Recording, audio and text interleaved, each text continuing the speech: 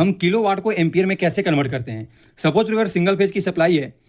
तो जो फॉर्मूला जो होता है करंट का हमारा होता है power upon voltage into power factor, जहां पर पावर हमारा वाट में होता है और पावर फैक्टर जो हम लेते हैं वो हम 0.8 लेते हैं। यहाँ पर हमने एग्जांपल लिया है कि अगर पावर हमारा 5 किलो वाट है और सिंगल फेज की जो सप्लाई होती है वो 230 वोल्ट एसी होता है और पावर फैक्टर हमारा 0.8 है, तो यहाँ हमें करंट हमें कैलकुलेट करना है। तो जब इसे हम सॉल्व करते हैं तो आई इक्वल टू हमारा कितना आ जाएगा 27 एम्पियर, यानी 5 किलो वाट के लोड में 27 एम्पियर की करंट हमारा फ्लो करेगा। अगर हम 3 फेज सप्लाई की अगर हम बात करते हैं तो जो करंट का जो फॉर्मूला होता है वो होता है power upon divided by √3 into voltage into power factor,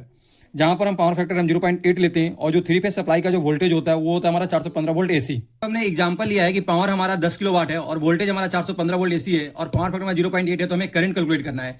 तो 3 फेज का जो फॉर्मूला होता है आई इक्वल टू क्या होता है हमारा पावर कितना है 10 किलो वाट 10 इंटू 1000 कर दिया, यानी वाट में कन्वर्ट कर दिया, और √3 इंटू वोल्टेज कितना है हमारा 415 और पावर फैक्टर कितना हमारा 0.8। जब इसे हम सॉल्व करेंगे तो आई इक्वल टू हमारा कितना आ जाएगा 17.4 एम्पियर।